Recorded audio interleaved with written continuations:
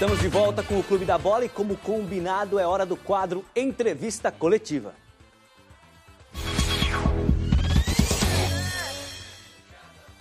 Vamos conversar agora com o ex-jogador e agora novo gerente de futebol da Chapecoense, o manezinho Rafael Lima. Boa tarde, Rafael. Sempre uma alegria te receber aqui, brother. Ô, Mancha, boa tarde a todos vocês do Clube da Bola. Realmente sempre um prazer estar falando com vocês. Não, e o Rafael já até mudou até o penteado, já um penteado já mais gerente, né? Deixou o gramado aquele dia, já mudou até o visual, legal demais. Você sabe o funcionamento aqui do quadro. A galera vai te fazer perguntas, vão tentar fazer em 2 giros. Começamos com a lenda Sérgio Badar. Um abraço pro Rafael Lima. Encontrei com ele essa semana, inclusive, no centro aqui em Chapecó. E gostaria que falasse, o Rafael, dessa nova experiência.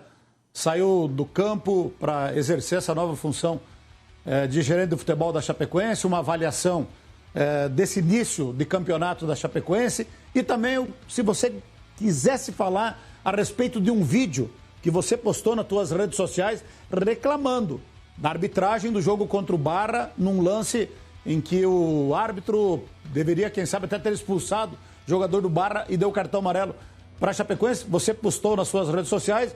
Quero crer que não tem problema em tocar nesse assunto também aqui no Clube da Bola. Seja muito bem-vindo. Ô, Badar, obrigado. É bom falar contigo. Sobre essa minha transição, o Alex me passou do que eu precisaria fazer dentro do clube e como eu já vinha me preparando há algum tempo para essa transição, eu aceitei o desafio. Estou tendo uma grande ajuda de todo mundo dentro da Chapecoense, em especial ao Marcos Vinícius, que é o nosso diretor executivo, um profundo conhecedor do futebol, e o Enori Martins, que é o nosso analista de mercado. Então, para mim está sendo bem suave essa troca, não está tendo problema nenhum. Eu estou procurando aprender e também colocar muito do que eu aprendi durante mais de 20 anos de carreira. E com relação ao lance específico, como eu coloquei, que a Chapecoense não quer ser beneficiada de maneira nenhuma. Inclusive, enviamos uma representação para a federação com os lances que a gente entende que poderia ter tido outra atitude do árbitro, e esse do Abraão foi muito gritante. Se pegar o vídeo, quase quebrou a perna do Abraão, e o Cidral, ele inverteu a falta e deu um amarelo para o Abraão. Então, como eu costumo dizer, o futebol tem que ser justo, ninguém quer ser beneficiado, mas que a gente também não possa ser prejudicado, né? Tá aí, legal. Próxima pergunta agora, Rafael, é de Itajaí, com Marcelo Nunes. Perguntar para o Rafael, boa sorte a ele nessa nova carreira, nesse novo desafio. Boa tarde, Rafael, para você. Para o nosso telespectador entender quais são as funções de um gerente de futebol no dia a dia de um clube, ainda mais tão importante aqui no estado como é a Chapecoense, como é que é o teu dia a dia agora nessa nova função aí no clube, e dos profissionais que na tua carreira você trabalhou aí como gerente de futebol, quais que serviram como inspiração, são referências aí que o Rafael, agora gerente, pensa, pô, você como aquele cara. Boa tarde, meu amigo. Vou falar contigo também.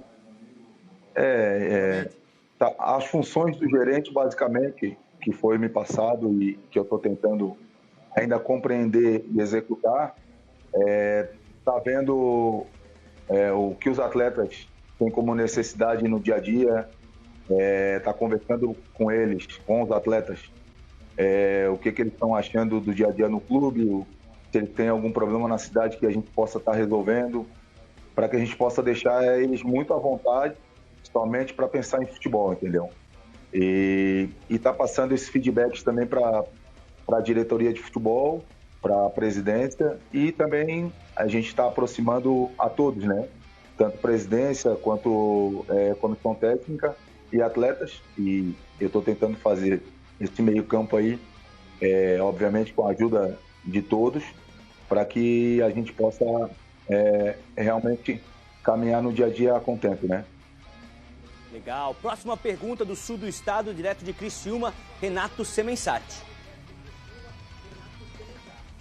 Primeiro, um abraço para o Rafael e todo o sucesso do mundo nesta nova função, assim como teve sucesso dentro de campo, que tem afora também. Capacidade tem de sobra e mais do que isso. O Rafael é um dos caras mais bacanas que eu conheci no futebol aqui nessa passagem por Santa Catarina, então não poderia desejar outra coisa que não sucesso para ele. Amizade à parte, a minha pergunta é a seguinte, Rafael, 19 contratações. Aqui em Criciúma o pessoal reclama, mas só fez 3, só fez 4, a Chapecoense fez 19, o Avaí fez 11. E eu digo o seguinte, pode parecer bom, mas não é. Significa que na temporada passada você teve muitos erros. 19 contratações. Você, o Claudinei, que é um dos treinadores que eu mais admiro no cenário atual de Santa Catarina, é um treinador vitorioso aqui, já tem título estadual. Vocês trabalham com que número de jogos para buscar um ajuste, uma cara de time para a Chapecoense? Um grande abraço. Ô, Sementati, boa tarde, obrigado pelas palavras. Assim, Sementati, concordo plenamente com a tua análise. Infelizmente, a temporada passada, que eu não estava aqui, então seria até antiético da minha parte pontuar, mas os resultados mostraram que não foi aquilo que o torcedor e a diretoria esperavam, até por isso que foi trocada basicamente a diretoria de futebol. Eu vim, o Marcos Vinícius veio, enfim.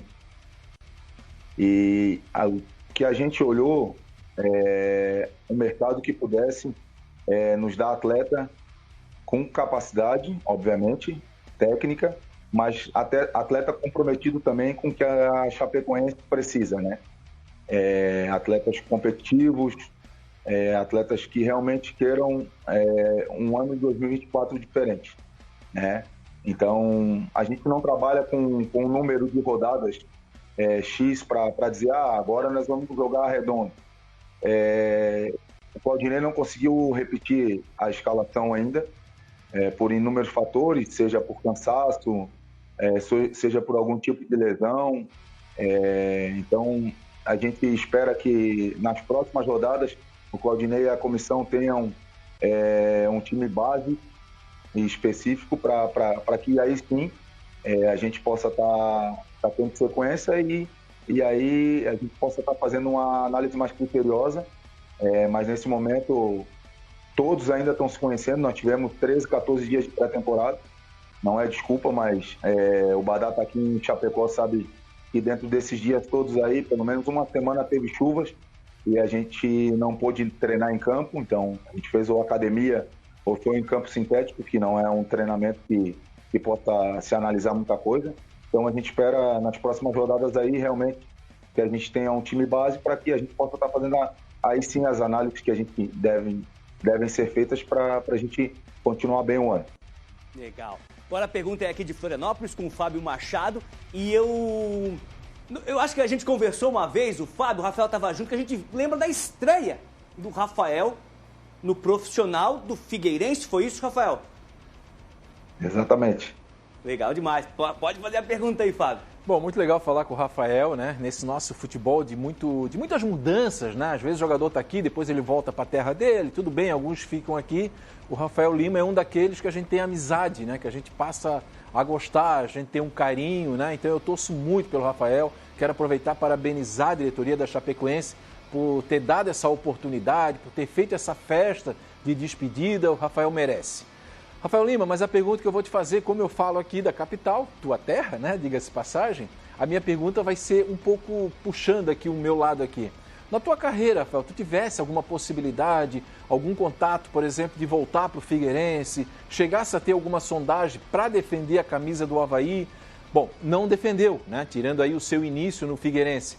Isso te dá alguma mágoa? Foi uma relação boa? Eu queria que tu falasse um pouquinho dessa relação. Ô, meu amigo, tudo bem, Fábio? Boa tarde. Com relação ao Avaí, eu tive uma sondagem quando eu saio do América em 2018 e vou para o Curitiba. Mas não passou de uma sondagem, não teve proposta. E com relação ao Figueirense, eu tive uma proposta assim, oficial quando o Luciano Sorriso era o diretor, mas era uma proposta de 3 meses de contrato na época da pandemia. Então, realmente não daria para mim, né? Falando do Figueirense especificamente, eu nunca escondi que gostaria de encerrar minha carreira ou no Figueirense ou na Chapecoense. Figueirense porque formou o Rafael Lima não só atleta, mas o ser humano também ajudou muito, porque eu venho de uma comunidade carente em Florianópolis e a gente sabe que, infelizmente, nessas comunidades temos pouquíssimas oportunidades e a gente tem que aproveitar essas oportunidades. Do futebol me escolheu, né? Eu tive o dom de jogar futebol, mas o futebol me escolheu.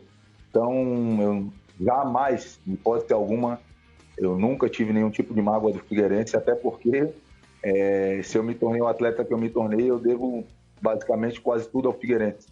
Porque eu chego ao profissional, um atleta pronto, um ser humano que julgo de qualidade, me torno um pai de família, posso passar valores às minhas filhas, muito devido àquilo que o Figueirense me proporcionou enquanto educação, que foi a extensão da minha casa. Então, eu tenho uma gratidão eterna pelo Figueirense, sem dúvida nenhuma. Legal, Rafael. Dá tempo de fazer mais uma pergunta ou duas? Voltamos então para Chapecó com Sérgio Badar. Ô, Rafael, surgiu uma notícia e você deve estar por dentro do assunto lá no Recife e veio parar em Chapecó de que o Sport Recife teria feito uma proposta para o Marcos Vinícius Beck Lima, que é o diretor executivo, que você já fez referência a ele no programa e que eu ouço falar muito bem do trabalho desse diretor executivo. Você conversou com ele, a proposta veio e a opção dele me parece que é permanecer em Chapecó, é mais ou menos isso?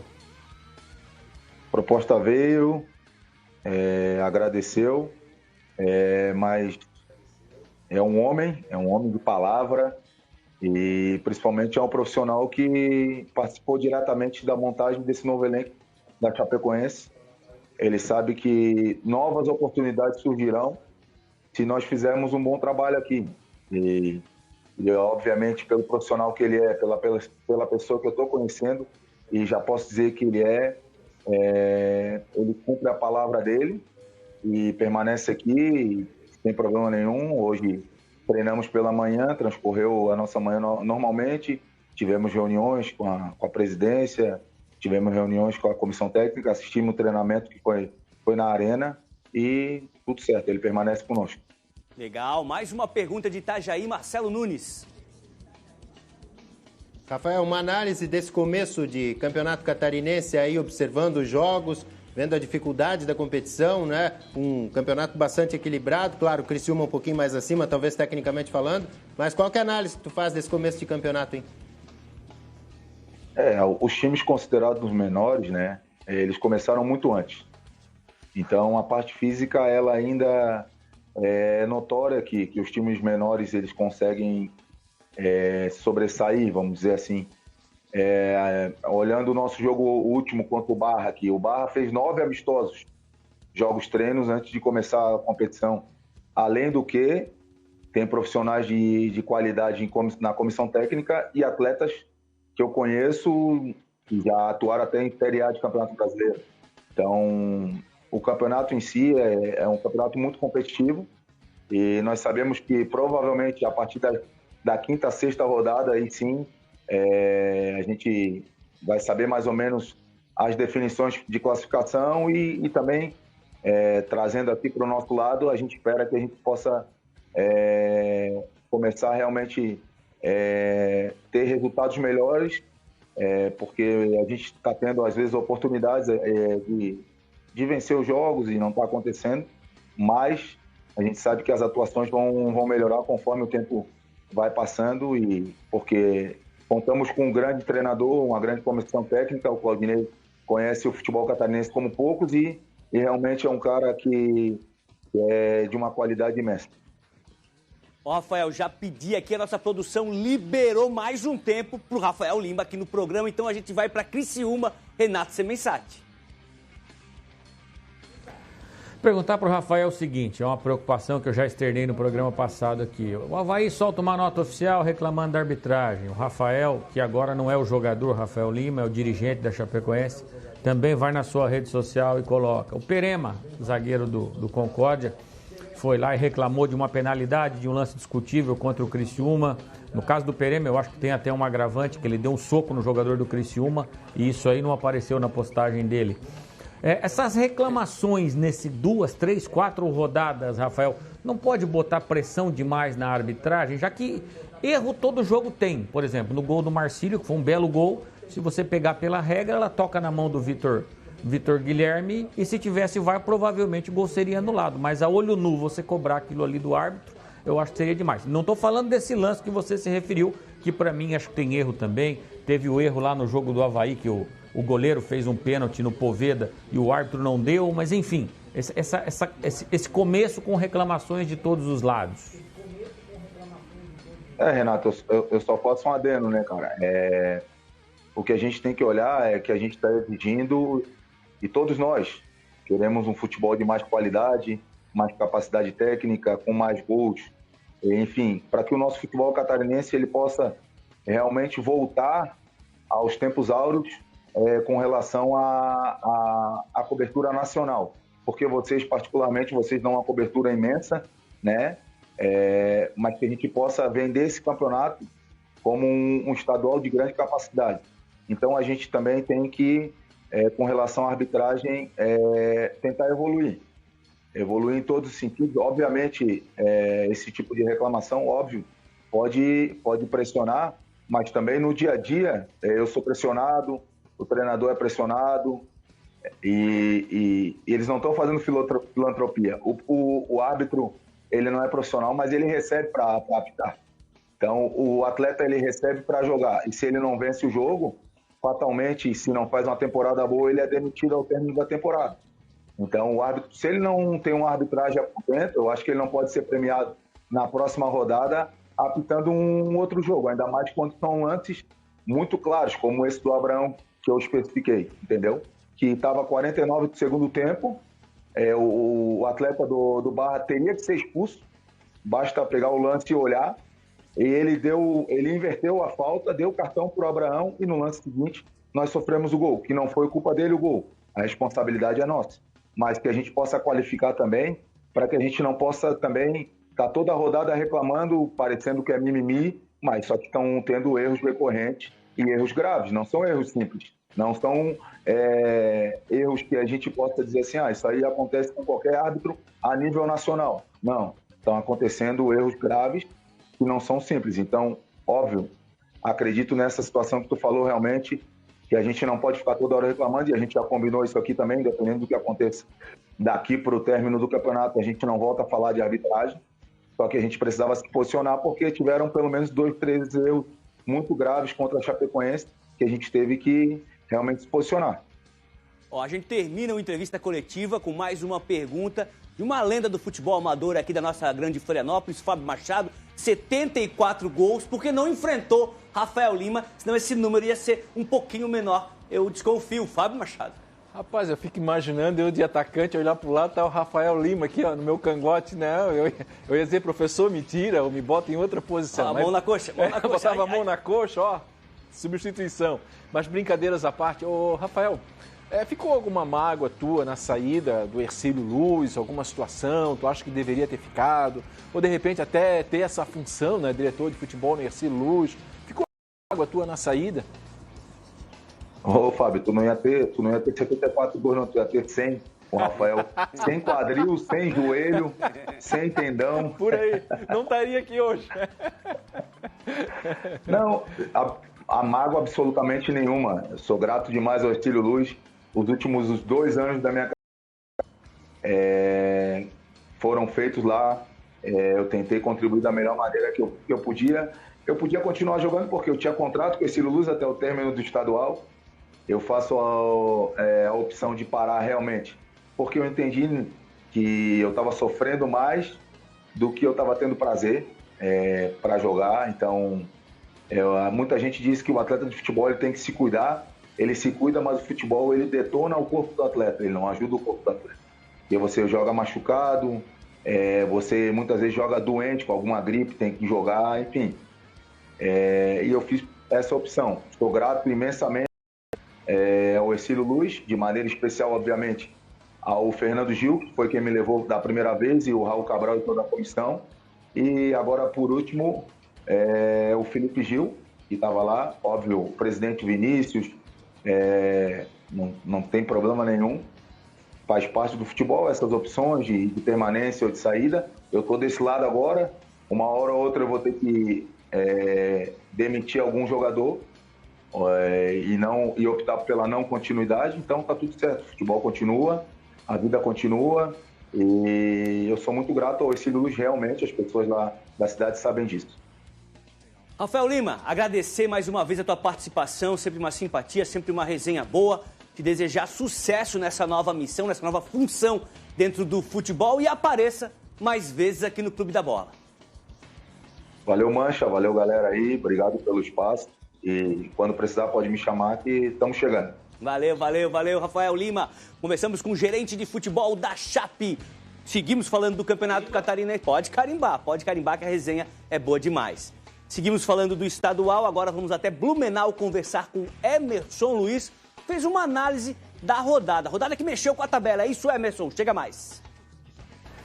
Fala, Mancha, boa tarde a você, boa tarde a todos que estão ligados aqui no Clube da Bola. Foi boa essa rodada do Campeonato Estadual, até pra gente acabar com essa soberania do Criciúma, favoritaço ao título, e continua, no meu ponto de vista, mas mostra um crescimento do Marcílio Dias, porque na decisão da Recopa, viu, Mancha, eu vi muita disparidade, a gente já falou aqui no Clube da Bola, entre Criciúma.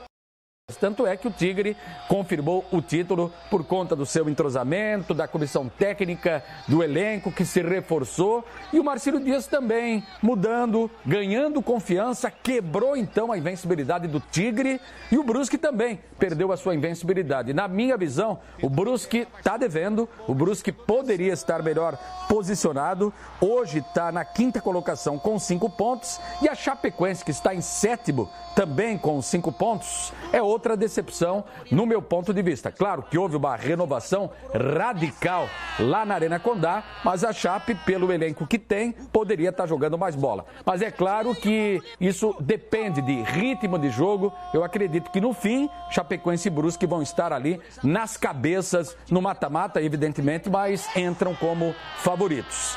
Grande surpresa do campeonato, hein? Barra de Balneário Camboriú, 4º colocado com 7 pontos, 2 atrás apenas de Marcílio Dias, Avaí e Criciúma. E lá embaixo é uma pena o que está acontecendo com um time tão tradicional que é o Inter de Lages, que é o Lanterna, apenas 1 ponto até aqui, e o vice-lanterna é o Nação. Justamente os 2 times, por coincidência, que venceram a Série B e foram derrotados, respectivamente, no ano passado. O Inter foi vice-campeão e o Nação de Joinville, agora em Araquari, acabou conquistando o título da 2ª divisão. Só mostra que há, de fato, muita diferença entre uma série para outra. No fim, é esse resumo do Campeonato Catarinense, que também vai ter mais uma rodada bem legal nesse fim de semana para a gente acompanhar e repercutir na próxima semana, Mancha. Um abraço a você, um abraço a todos.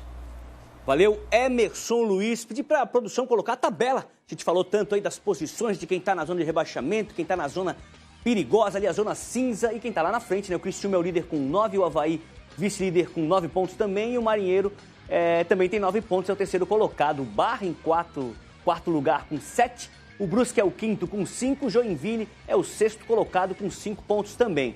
A Chape é a 7ª com 5, o Figueirense também tem 5, ocupa a 8ª posição. Esses são os 8 que se classificariam se a competição terminasse hoje. O Concórdia e o Ercílio Luz têm 4 pontos, estão na zona cinzinha da tabela ali, né? Não vão nem para frente nem para trás. E hoje, na zona de rebaixamento, Nação de Araquari e o Inter de Lages. Nação tem 3, o Inter tem só 1 pontinho. Deixa eu encerrar esse bloco falando que o torneio início começou hoje, termina amanhã no Complexo Esportivo Trevo Futebol 7, no Trevo de Jurerê, aqui em Floripa. São 27 equipes, mais de 250 atletas da região, representando o município de Florianópolis, São José, Imbituba, Palhoça e Garopaba, disputando o título em 4 categorias, sub-9, sub-11, sub-13 e sub-15, a gurizada batendo bola. Um abração pro Tairone Fraga dos Santos, meu brother, organizador do evento aí com a criançada legal demais. Tairone, a iniciativa. Intervalo e a gente volta. Considerações finais. Um abraço.